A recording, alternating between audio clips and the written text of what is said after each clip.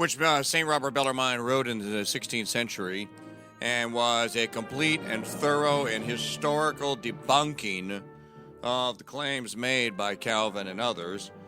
The book remained published in Latin for many, many centuries and has now been brought into the modern world and translated for English readers by Ryan Grant, our Latin expert, who is the publisher of this particular work here and the proprietor of Mediatrix Press. It's mediatrixpress.com, a family-owned and operated site and book publisher that publishes rare and out-of-print books from the historical past of the Roman Catholic Church. And many of the books that you can find that Ryan publishes are not in print.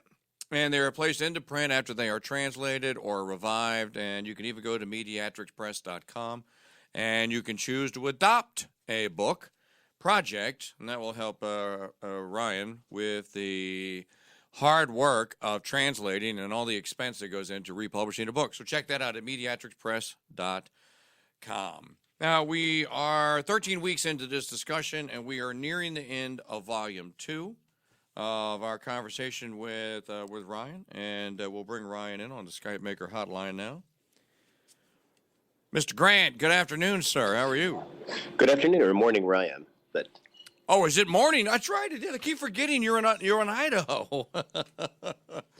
Yes, Ryan, Pacific how are you? time. At least the northern part where I live is in Pacific time. Southern Idaho, I'm almost certain, is in Mountain time. But it's funny. I just the theme music that I play for this song for this show is the theme from Lawrence of Arabia, and that movie starred Peter O'Toole.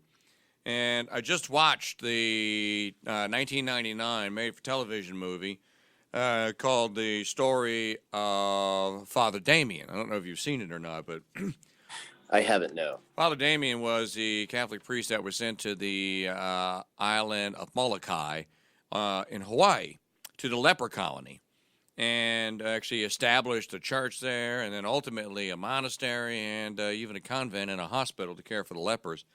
And Peter O'Toole was in the movie. He was an Englishman that was struck with leprosy, and they put him on the island to keep him away from the rest of the civilian populations.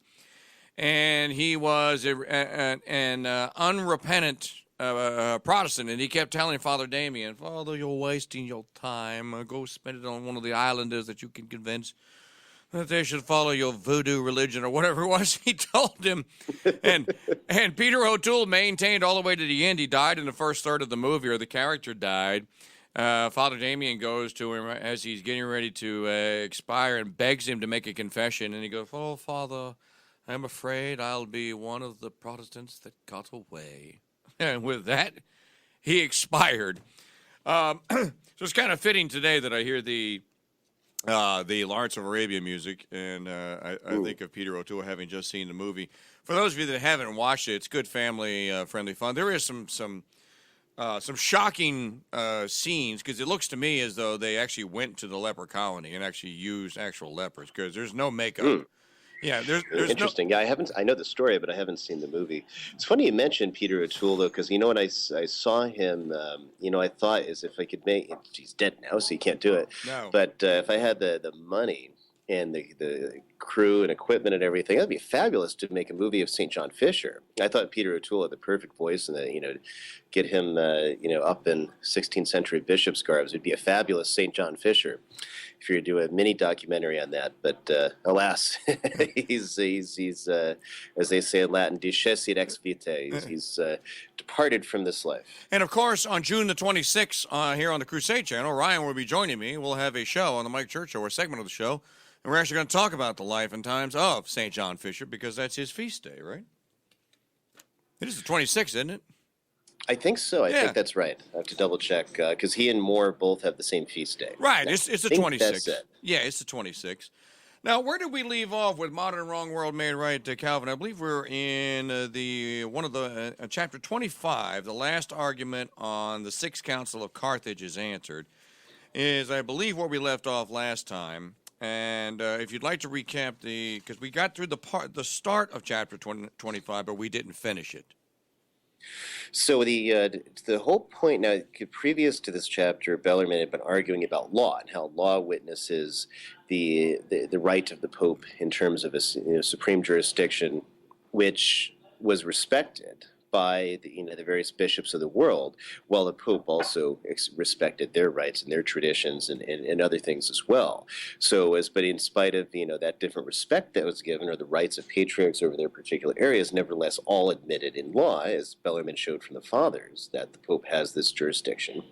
And then the last argument was this council in Carthage. Now, this is actually a really interesting chapter, because if you listen to various debates like between Catholic apologists and say, like, for example, James White, he's a big Calvinist apologist, he uses this very argument, and he uses it pretty much as it's given by Illyricus, without any acknowledgement that that's where he got it from. And it's been a constant argument that's been passed down on this question of the Sixth Council.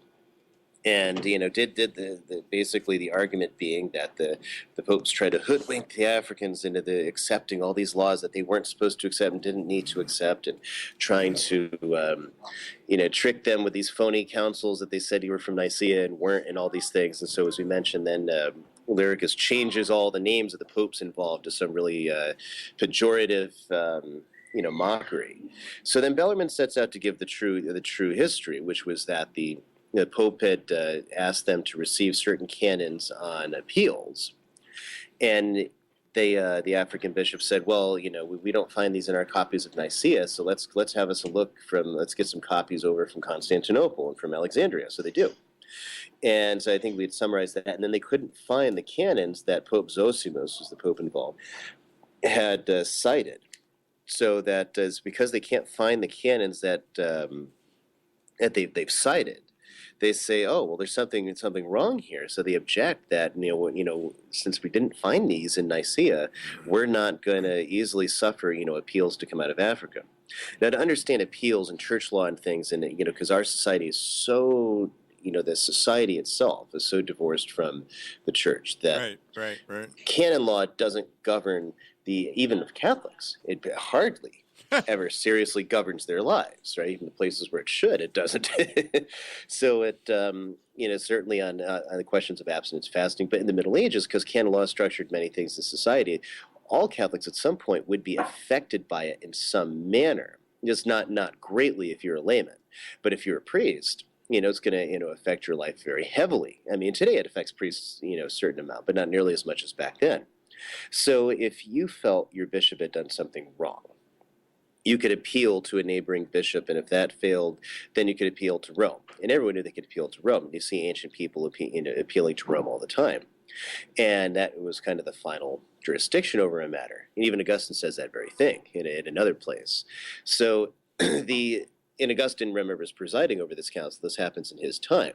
So the bishops, then a bishop might have a situation where he's got a bad priest, and the priest gives some sob story to a neighboring bishop who doesn't know the facts, and perhaps this bishop, without hearing the facts, without getting a hold of him first, just makes a summary judgment and overhears it because he's of a little greater authority than the bishop this priest is under, right? Or he manages to get to Rome.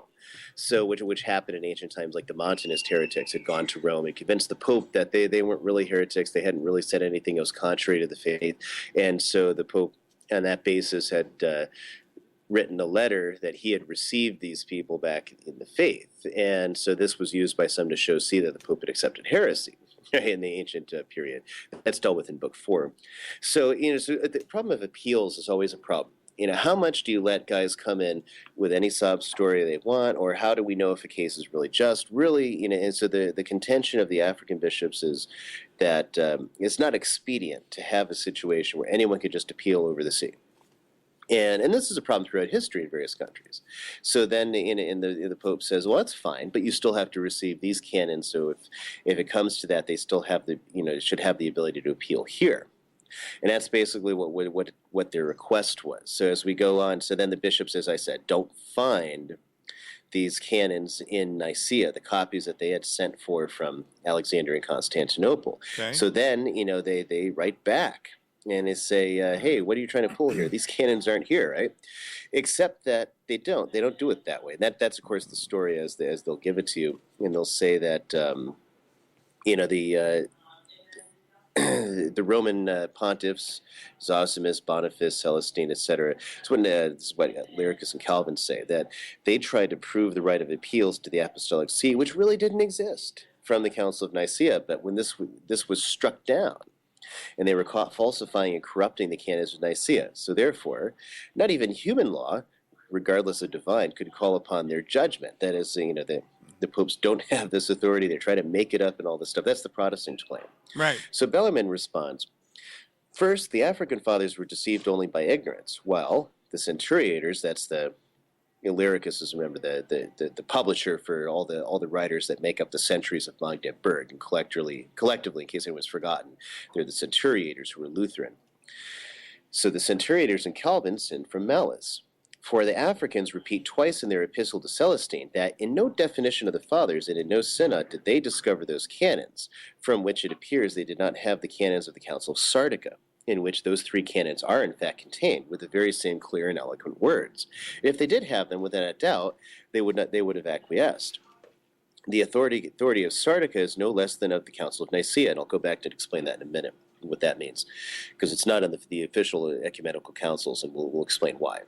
So, and it was not a greater error to cite Nicaea for Sardica than, say, to cite Matthew for John, or Jeremiah for Zechariah, as St. Matthew does in chapter 27. Therefore, just as we cannot call Matthew a forger, because the same Holy Spirit spoke in Jeremiah and Zachary, so also here. But the centuriators knew about the Council of Sardica, and just the same conveyed it as legitimate in its account of the 4th century. Therefore, it's necessary that they affirm the Africans were deceived, and the case comes to nothing. Therefore, notwithstanding that they obstinately claim victory with these arguments, they oppose themselves and sin from malice. Okay, so mainly that because the centuriators had related these canons where these particular canons the Pope was presenting are in fact found, they know about them then. So therefore, it's reasonable to conclude that they're lying. And don't forget, too, that in Renaissance disputation, it's also actually nicer in a way of courtesy to say that somebody lied rather than to say they're inept. You'd rather be called a liar, as it means you have a bit of shrewdness, than if you're just called simply inept, the way he calls Valenus in the beginning of this book.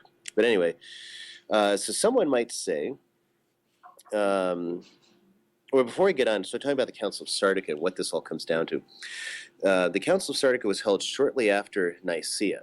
And it had a lot of the same people in attendance and just as many, or in fact even more bishops. And it was held as an ecumenical council of sorts. It's just not, even in that time, it wasn't on an official list the way that Nicaea and Constantinople and Ephesus would be, because it only dealt with law. And so they didn't judge that it, nobody elevated it to the level that Nicaea was, because of the fact that it only dealt with canons to implement what had been decided in Nicaea, both in terms of theology and in law. So Sardica had these various canons, some of which defend the authority of the Roman Pontiff. And that was decided by many Eastern bishops, along with Western bishops. And it was a corpus of canons to put into force what had already been determined and decided. So what happens is that so the Bellarmine argues this later, and we'll just pull that argument forward just so we understand what he's talking about, that he'll argue that in the Roman library, the Pope's librarians had made Sardica and Nicaea largely the same council, since Sardica was merely implementing Nicaea, right? So the canons got mixed up, so that even the popes involved didn't realize that these weren't in the original copies of Nicaea. So this was because it came afterward, and a council meant to implement it. So so there was no deception that went on here, especially because these canons are in fact found. They didn't make them up, right? That's exactly what I believe the Calvinist James White did in one of his debates with some Calvin, maybe it was Patrick Madrid, I can't remember, but he brought this argument up. And then he said that the Pope had fabricated this out of nothing, right? Well, either he doesn't know that this council existed and this is where they got it from, or I don't know, wasn't paying attention, But last week, Ryan, he's lying. I have no idea which. But last week, so that's ultimately what Bellarmine's bringing to bear here, is that this council did exist, and it simply got confused with Nicaea and the Vatican Library. And even if they didn't, even if they, it's just that they took it as one and the same, right? So last week, Ryan, we did discover that in reading from St. Robert Bellarmine and this work here, that one of those arguments, there was more than one, that at least one of those arguments that was made by Illyricus, I think, actually was made up. That Bellarmine says, look, you're looking at a text, and I have the text right here, and there's nothing of what you quoted is in this text. That was a different thing. That was they were basically claiming that the African bishops had written back. I'm doing backtrack here, because he laid a lot of claims down. Right. And Bellarmine mentions about all the various lies that he found in the book. Right. Like one of them was that the council had in fact elected someone to be their president. Excuse me. And so it said a little later, Illyricus relates that together with Pope Pontiff, a man in schism named Eulobius was elected, but Eulobius was chosen by a greater part of the clergy and people, and he was of such modesty that he yielded of his own will altogether. Although in other respects he pertained to this pontificate by law. But Illyricus asserts this without any source, and we can produce against it Anastasius the librarian, who wrote in the life of the same Pope Boniface that Eulobius was thrown out of the council of 252 bishops and was unjustly ordained, while Boniface was confirmed by all. So he's trying to, so he was trying to argue that this one Eulobius was made the head of this council, right. And that but because he was such a nice guy, he just kind of bowed out. When in reality, he was thrown out of the council altogether by the African bishops, right? And so Bellarmine, it shows the various documents where that happened. So, and then another one, again, there's other things that go into this argument too, but ultimately it comes down to what was it really about. So let's hold on a second. So the other objection that we'll get to that in a second. So I forgot where we're at in the argument sequentially. So the whole question of this Council of Sardica comes in, and what its authority is, and as Bellarmine notes, in questions of law, these councils basically count for the same, right? Because it's not, because they're in the level of law, they're in the same authority. So he continues with this whole discussion by noting that the claim that Illyricus makes, and that Protestants historically have made, is that they came up with these canons, apart from that they came up with them out of nowhere, that they're not found in the original copies of Nicaea, right? And they can't, and so therefore, and then of course the copies that are found with the early historian Rufinus. And so they say that, they came up with arguments that weren't in these canons, therefore they're evil and they're falsifying the conciliar teaching and all these things. And things like that. So then Bellarmine goes on, okay, well, since you're going to talk about canons that aren't found in Rufinus, let's talk a little bit. First, let's look at St. Athanasius. In an epistle of St. Athanasius, he quotes one of the particular canons of the Council of Nicaea, that Easter should be celebrated on the Lord's Day. But that's not found in the canons of Rufinus. Ambrose teaches that it was established at the Council of Nicaea that no one married twice should be received into the clergy, but this was not discovered among those 20 canons. Jerome asserts in his preface to his commentary on Judith that the book of Judith was received into the canonical books by the Council of Nicaea, but that's not found in the canons of Rufinus. Fourthly, Augustine asserts that on the designation of a successor, that it was forbidden in the Council of Nicaea that two bishops should sit together in the same church, but this canon doesn't appear in the canons of Rufinus. So he goes on for several of these, numerous ones. And then he adds on a even better one at the end. Luther, Calvin, and the Lutheran centuriators, as well as other heretics of our time, everywhere object to us based on a canon of the Council of Nicaea found in the historian Socrates, in which they say wives are permitted to priests.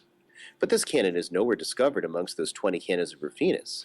Therefore, if Pope Zosimus is a corrupter and forger of the canons of Nicaea because he cited in the name of the Council of Nicaea one canon, which is not found in those 20, then by the same token, Constantine, Athanasius, Epiphanius, Ambrose, Jerome, Augustine, so many, and then of course even the centuriators and Luther themselves are corrupters and forgers, for they all cite canons of the Council of Nicaea which are not found in those 20. So it's a brilliant reductio ad absurdum. He just takes the argument and says, all right, well, if that's true, how about all these? Then all this is true then. Yeah, and so because basically in proper text criticism, the historian Rufinus, his edition of the canons of Nicaea just simply aren't sufficient. And Bellarmine talks at length there too, and how, according to all the fathers, especially St. Athanasius, that the Arians, when they were in control of the government, of the Roman government, had tried to burn all the copies of Nicaea. And so a lot of them did get destroyed. And so there were certain canons and legal things that were pretty much lost, and nobody knew exactly what they were. And now we're on the Modern Wrong World Made Right. This is Calvin Was Wrong, episode number 13, with our Latinist expert, Ryan Grant. You can find Ryan's work online at mediatrixpress.com.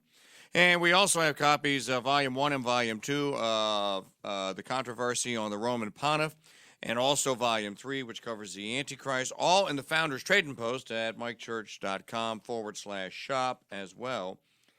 And then he gets into this Council of Sardica, and he talks a little bit about that and about some of the errors here.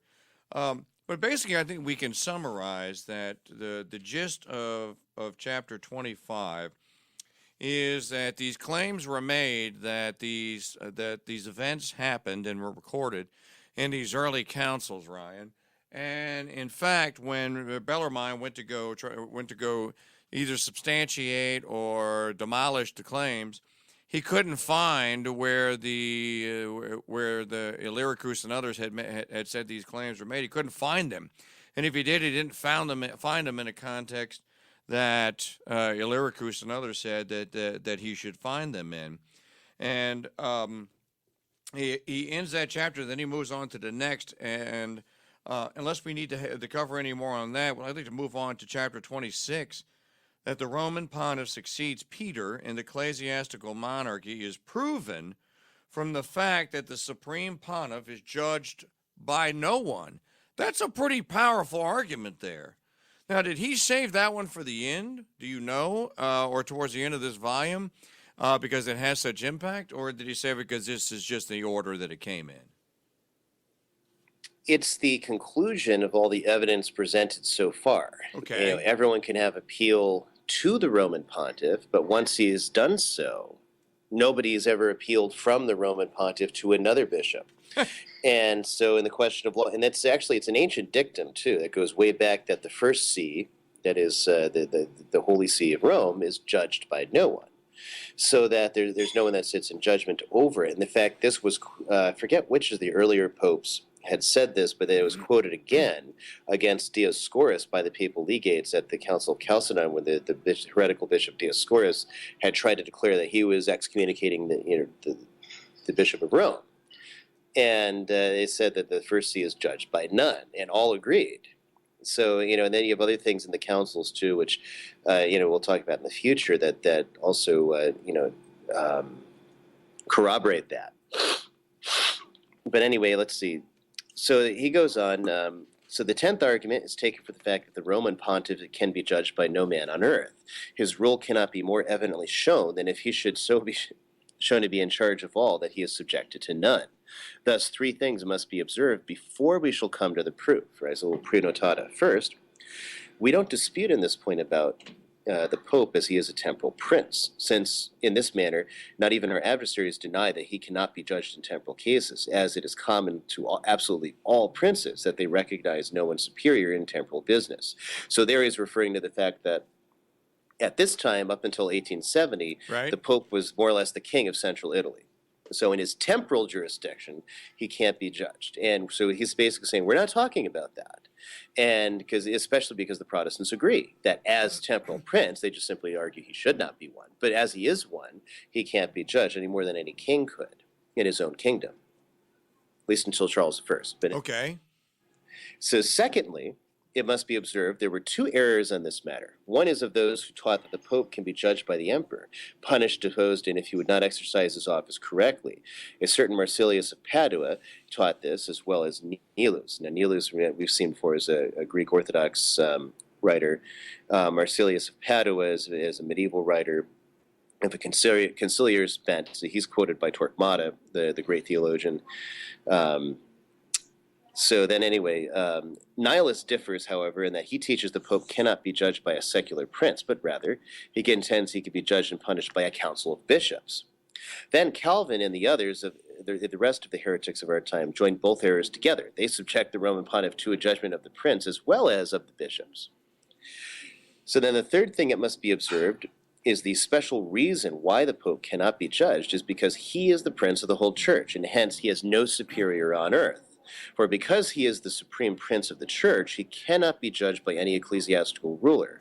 And again, because the ecclesiastical commonwealth is spiritual, and hence greater and more sublime than a temporal commonwealth. For that reason, the supreme prince of the church can direct and judge a supreme prince of a temporal commonwealth, but not be directed or judged by one by what the other way around. Otherwise, the correct order of things and the very nature would be completely overturned. I say this is the primary reasoning, and as the scholastics say, a priori. Okay, and so a priori is a term in logic, which means literally from the first, or from what came earlier. Right. So that means it's established. So before, I mean, just from the pure logic of it, if and of course, again, it follows from everything in Book 1. That the ecclesiastical monarchy, that a monarchy is the best of all governments. A monarch in his realm is supreme, and if the spiritual realm is higher than the material realm, then therefore in that realm, the Pope has no superior if he's truly a spiritual monarch, which we've already shown in the past books. So that's essentially what that statement means there. And so even though it's a priori, because this reasoning assumes the fact that in the whole disputation we strive to prove that the Pope is the prince of the whole church, and for this reason, even while omitting similar reasons from the testimony of councils, popes, emperors, and doctors of the church, we will show that the Bishop of Rome cannot be judged. And from there, we might confirm our primary thesis, which is the Roman Pontiff is the head and prince of the universal church. Well, that pretty much says it all, doesn't it? I tell you what, why don't we just pause right there, and we'll take our time out. This is The Modern Wrong World Made Right. Calvin Was Wrong, episode number 13, our discussion on the works of St. Robert Bellarmine, the De Controversiis on the Roman Pontiff. I am Mike Church. I am your host and moderator. He is Ryan Grant. He is our Latin expert and the translator of this magnificent work here. We will pick this up on the other side of the timeout. And if you like what you're hearing on the Crusade channel today, why not support our crusade and become a Founders Pass member? Don't put it off. Do it today and gain instant streaming and download access to every episode of this show, The Modern Wrong World Made Right, and all the others on the Crusade channel, including the Mike Church Show, heard earlier, and the Mark Kreslin Show. If you can subscribe to the Founders Pass for as little as 23 cents per day. You can also choose between a monthly or yearly membership, and during June, for every new Founders Pass yearly membership purchased, we'll ship you an autographed copy of Washington Irving's Life of Washington, Volume 1, in hardback, autographed by the editor. That would be yours truly. Please join our crusade today, folks, and become a Founders Pass member by going to veritasradionetwork.com/join or call 866-483-3833. The Veritas Radio Network, radio the way it should be. We've been over this before, known as Reformers and thus the Reformation, but properly known as the Protestant Revolutionaries, because there was indeed a revolution underfoot. And one of the challenges of the revolutionaries was that there is no substantiation, no validation, no scriptural basis, et cetera, for the existence and the supremacy of the Pope. And those charges were answered by St. Robert Bellarmine in the work that we are discussing, which was that we were using for the discussion, which is a historical march, by the way, folks. We're not presenting a lot of theology in this discussion here. This is mostly history.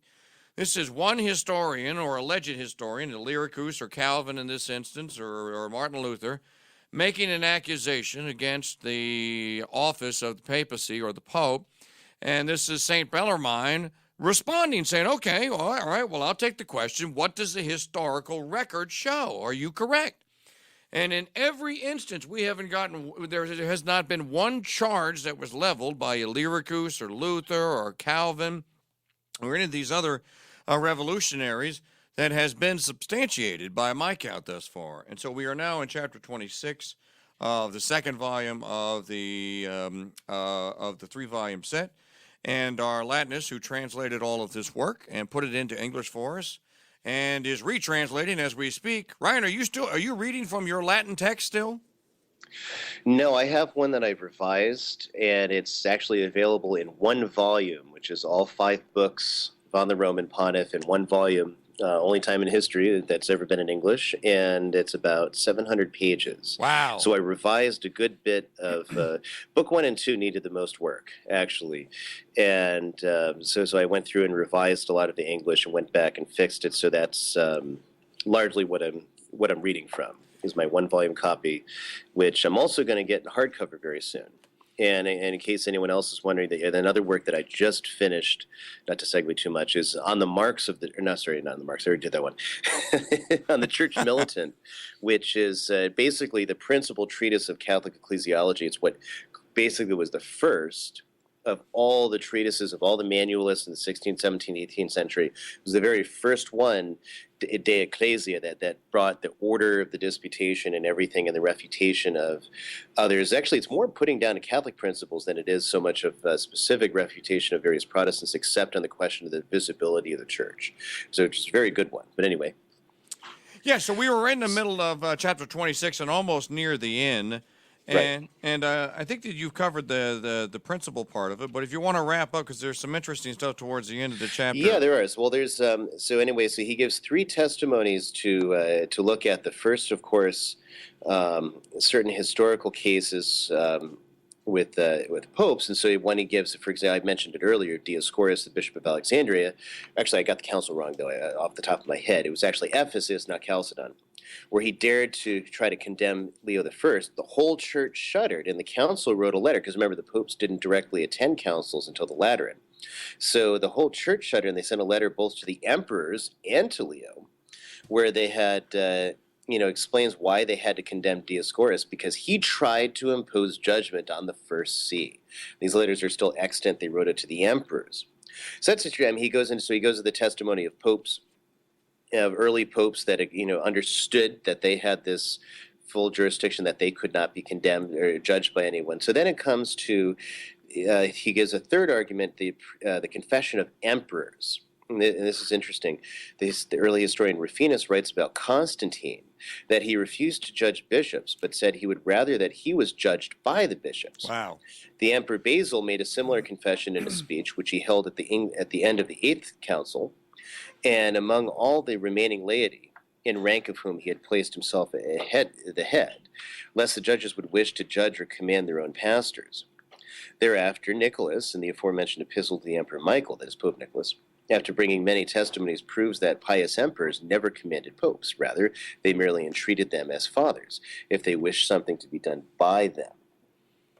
So lastly, a few testimonies of the holy doctors. We'll just give a couple of these. So St. Ambrose says in his oration on the handing over of the basilicas, remember, if anyone's familiar with that, it was the time we're in Milan, where the emperor kept court. The emperor was an Arian, and they had various Arians and Manichaeans in their court. And so they decided that, well, since Christianity is the state religion and the emperor is the head of the state, good Roman fashion, the traditional concept of it in the Roman Empire, therefore the non-Arians, that is the right-believing Catholics, should hand over their basilicas to us Arians. So it's called the Tridente Basilica. Was the affair of the Tridente Basilicae, the handing over of the basilicas. And so so Ambrose, wrote a treatise in the aftermath of that whole business, which you can find out more about. You can read about it, I'm sure, in the Catholic Encyclopedia somewhere. But anyways, he says, a good emperor is under the church, not above it. And you see Ambrose play that certainly when, the emperor Theodosius, butchers a bunch of revolutionaries in Thessalonica. And for this slaughter, this indiscriminate slaughter, Ambrose orders him to do penance and refuses to have him in the church, and even excommunicates him, which he can do because it's not just because he thought any bishop could do this to the emperor, but because the emperor had court in Milan, and in that sense was his subject. So anyway, then we come to just doing one more, St. Gregory Nazianzi, another early father, in an oration whereby he excuses himself because at length he had abstained from his ecclesiastical functions. He says, quote, "You, the sheep, do not pasture the shepherds, nor elevate yourselves above their limits. It is enough for you, if you are rightly pastured. Do not judge the judges, nor impose laws upon the legislators. Unless you think that emperors are accepted by Gregory, listen to what the same doctor says in his oration to the citizens overpowered with fear at the angry prince. He addresses the emperor this way: Why do you not take up a free voice? even because the law of Christ subjects you to my power and my tribunal, let us command him, I add, by both a greater and more perfect imperium. Receive a freer voice, for I know you are sheep of my flock, etc. And so that's so it's again a testimony. They believe that the the church is above the state. That's Right. actually an important thing coming into today. Sure. So that, so obviously these ancient guys believe that they're, but so if the bishop, how much more the bishop of bishops, within the testimonies of the fathers, as opposed to saying, and that's a good argument. It's not so much good against the Greek Orthodox, but it is against the Protestants, because then they'll say, no, the state is above, the church does its job and the state is the higher power, right? And that follows in Calvin. And consequently, in our system of government, too, we might add. That's what we're stuck with. But anyway. And now we go on to chapter 27, and we're currently, just as a footnote on what Ryan Grant just said, now we're stuck with that. We're stuck with a couple of 100 million people who devoutly believe in the American, in the heresy of Americanism, and in the civil religion, which holds just what Ryan just said, that the state is superior to the church. But that's not the case, because even though the state is a perfect entity, just as the church is the perfect entity, the state cannot claim any authority over the ecclesiastical power, and we know this because the most prominent, or one of the most prominent proofs for this, I don't know if it's in this particular work here, but I know it's in other works on this subject, Kavanagh's work, for example, is that our Lord, when he is being tried unfairly, unjustly, and then convicted, even though he's innocent, when Pilate says to him, don't you know I have the power to crucify you? And our Lord says to Pilate, you don't have any power other than what was given you from above. And so we see, remember, one of the principles of correct interpretation of the Gospels is that there's nothing that Jesus Christ, our Lord, says, Ryan Grant, that is not said intentionally, specifically for a reason that he knows, because he is the incarnate wisdom. And you better pay attention to the argument, get it correct, pay attention to the numbers, if there's numbers used, to who it is that is being spoken to or spoken about, what it is that's being spoken to or spoken of. And in that instance, it's clear that we are being told that, no, the civil authority is not superior to the authority of my Father. Nothing could be more clear than that. And no one had a problem with this until Luther and his gang came along. And that's really the history of the tragedy that has become the what we call the Enlightenment. Ryan, you need to write a book or edit one. Maybe someone else has written a book on this someday. That the Enlightenment, or R.E., the Enlightenment, where's the light?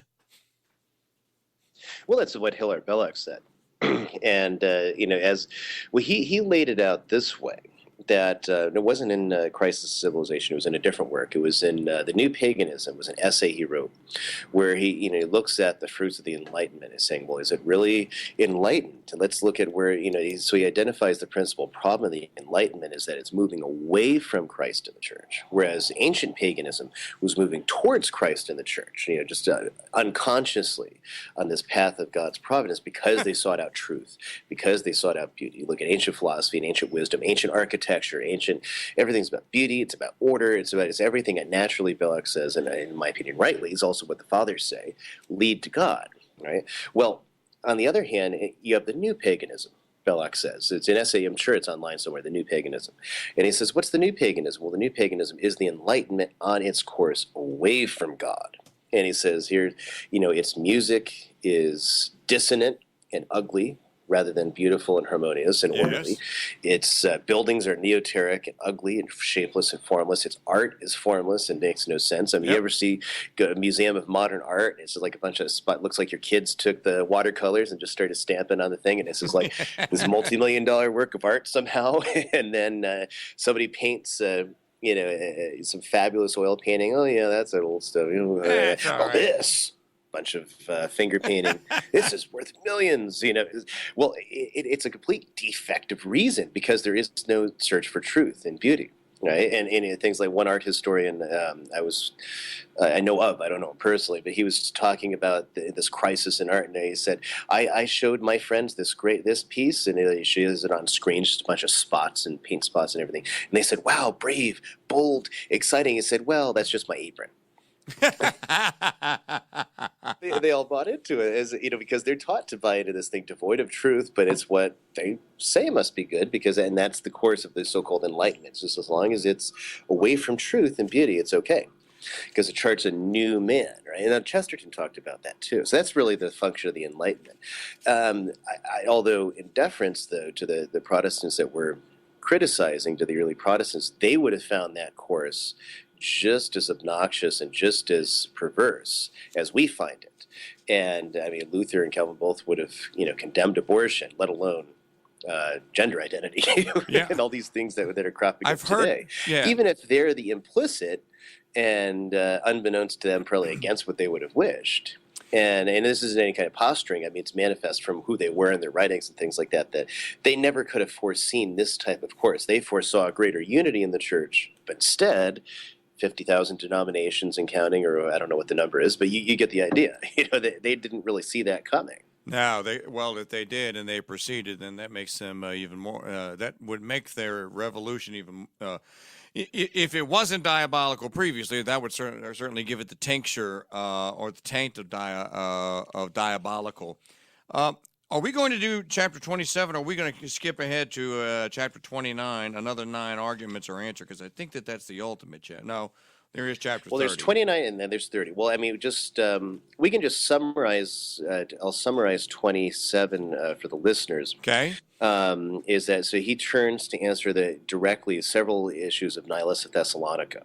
And so again, it's the Greek Orthodox arguments that are still used today, many of these. And Bellarmine, in my opinion, soundly refutes these from the testimony of the fathers and history and other things. So, so he lays down, a number of these issues. A lot of it deals with canons, a lot of it deals with history, a lot of it deals with theology.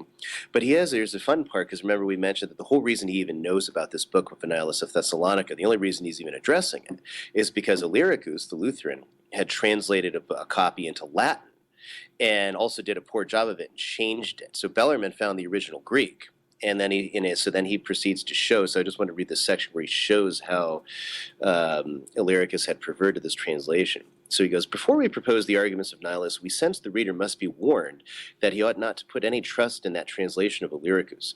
For in other places, and especially in this chapter, he distorts the words of Nihilus, not just once either. Let the beginning of this citation be an example. Nihilus has, Hoti de panta anarakion suppost udeneas amarkian tae tatokae pseudos toes ton apodostoien hethesin sumbayene. That is, quote, the claim, moreover, judging all things he is judged by none, is also false, and does not agree with the custom of the apostles, unquote. Now Illyricus renders it thus. What our adversaries babble about, that the Pope judges all things, and hence is judged by none, is full of vanity and lies, and is not in accord with a great many just and modest canons of the apostles. End quote. But certainly the words they babble are not in the Greek. What Nihilus says simply that is false. Illyricus, for his own eloquence, adds in a word full of vanity and lies.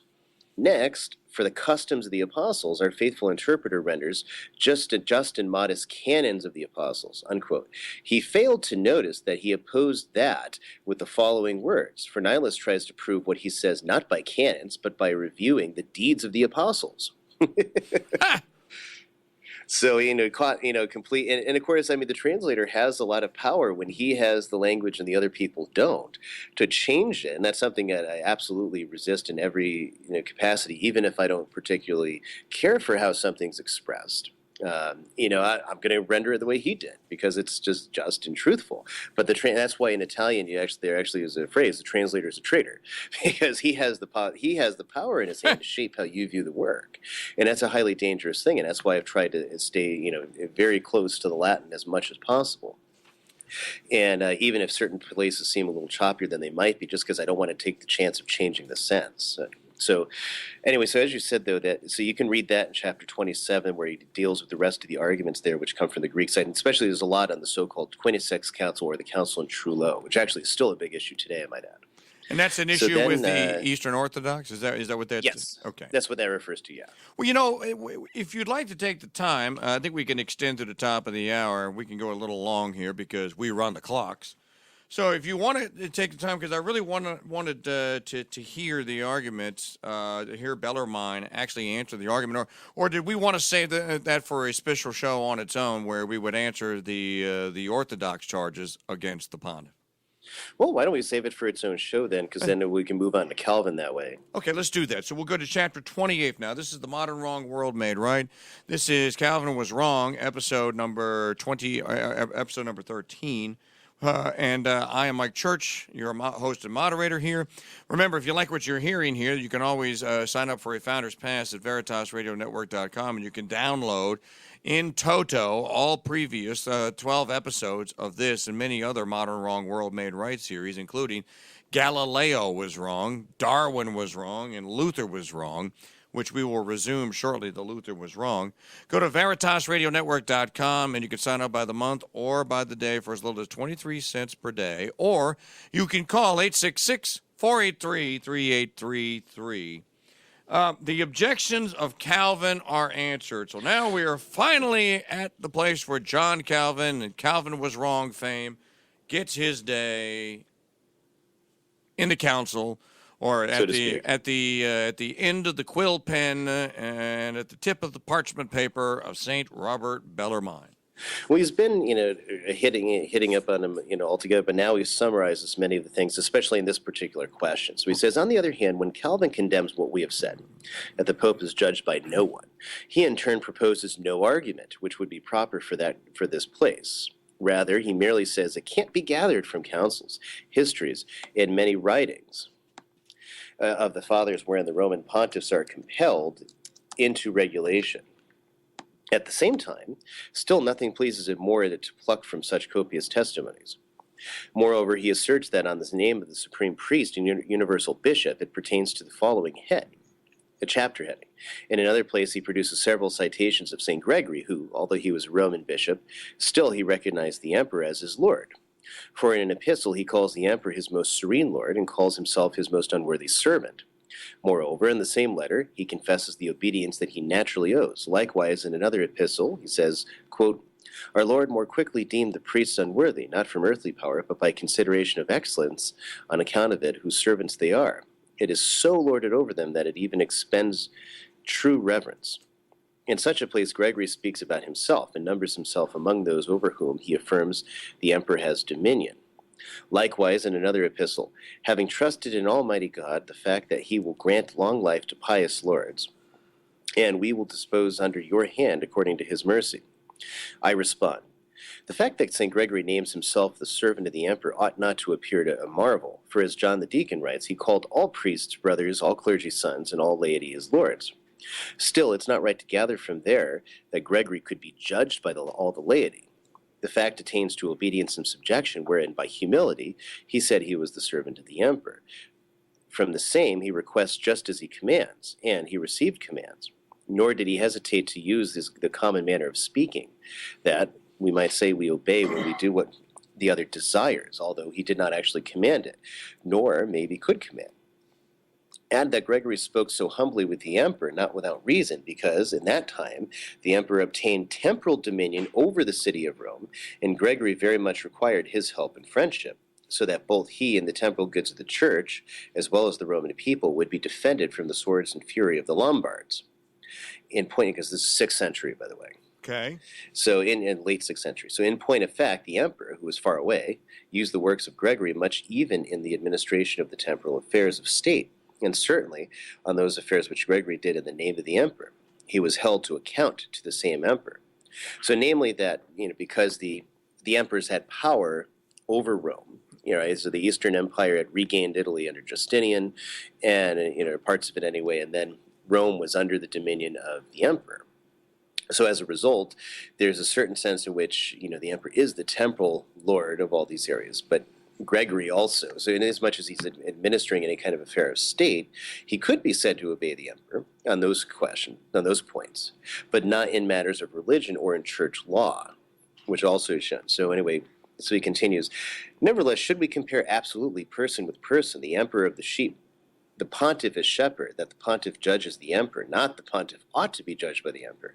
That can be clearly gathered from the fact that pious pontiffs often judge pious emperors. Fabian judged Philippus, Ambrose judged Theodosius, Innocent Arcadius. But pious emperors have never judged pious popes, nor is it read that they commanded the same, which Pope Nicholas proves in a letter to the Emperor Michael, with many testimonies. Nor was Gregory either ignorant or silent, for in that Epistle 31 of Book 4, on the Registry of Epistles, which Calvin cites, although he says he is the servant of the emperor, still he adds that the emperor ought to show the reverence which is due to the priest, because certainly he is inferior to them, not superior. The example of Constantine offers the same thing, because the bishops that were present begged him to judge, and he did not dare to do so. Such an example certainly Gregory never would have brought forth if he believed the pontiff ought to be judged by the emperor. And in the same place, although Gregory is called simple by the emperor, he was not silent, for a grave injury was made against him by that word, since simple and foolish seem to mean the same thing. But to what extent, I ask, would it be an injury if a master should call a servant or a judge were to call a criminal simple? Therefore, St. Gregory understood which person ruled the church, and what reverence was due to himself from the emperor, even if in the meantime he partly subjected himself from humility and partly from necessity. So, in other words, there were good explanations for any submission that Pope Gregory would have made in acknowledging the power of the emperor, which he simultaneously, though, if I'm reading the history correct, did not acknowledge supremely, universally. Right. It was only an It would be one thing if every pope in history had always acknowledged not just the emperor, but whatever civil authority, and always gave them the power in religion, the way that the bishops of Constantinople had always let the emperors determine their policies, because they were the bishop in the same city, and if they didn't, they were exiled, like John Chrysostom or others. But nevertheless, so you don't see that with the popes historically.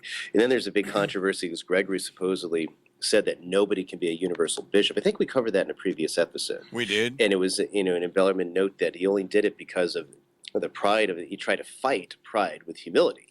So you have the pride of the emperor, of the bishops of Constantinople, that gradually want to increase their position in the church, which you see throughout the ancient councils, where they usurped the right from Alexandria to be the second see, right? Just because they're a royal city. So then they continue to puff themselves. So Gregory said, well, I'm going to be humble. And so he calls himself instead the servant of the servants of God. Not because because he has a quote earlier, the sheep don't judge the shepherd, but because the shepherd should rule in humility. So then the next chapter is 29, and that's now actually here I have to acknowledge I made a major mistranslation in the very first edition of this. I'm not sure what happened when I did it. It might have been one of those nights, where it's just like the 12th hour of working on this stuff, and I just finally wasn't quite paying attention when I did or something. I don't know what it was, but I have in the original it said, now the following arguments are brought from John Turk, Ramada, and certain other heretics. That was backwards because he was not a heretic. So it's what the way it should read is, now the following arguments from the ancient heretics are related by John Turk, Ramada, and some others.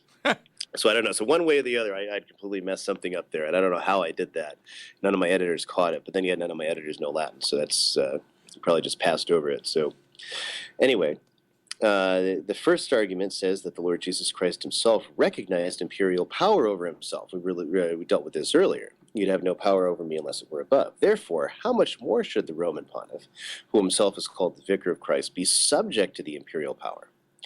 It is confirmed by seems to be confirmed by what St. Augustine says in this citation from the Gospel, where he openly teaches that Pilate had power over Christ from God, and according to what was said by the apostle, there is no power except from God. I respond, Christ certainly was not subject to any human law, since he was God and the Son of God, but from his own will he subjected himself to the judgment of Pilate on account of us, not by consigning some authority over himself, but by humbly tolerating the power which he had de facto, not from law. That fact St. Matthew shows when asked for the tribute. He taught first that he himself was not bound by it, and then thereafter commanded it to be given to avoid scandal. So that's, there's one, and there's many other arguments of the like which come from ancient heretics, both in the early church and then through some of the Middle Ages. And then because those all buttress the point that, this isn't particularly anything new. So then I guess what we can look to cover in the next episode is Book 2, Chapter 30, which brings in a really contentious argument in certain areas of the modern church, namely, sedevacantism. Can the Pope lose his office? Can the Pope be deposed by the church if he's a heretic? Can the Pope even become a heretic? And so I guess we'll take up all those questions relating to sedevacantism at that time. Sounds good. Hey, Ryan, thank you very much for being with us here. I tell you what, we will pick that up next week, and we'll be looking forward to episode number 14.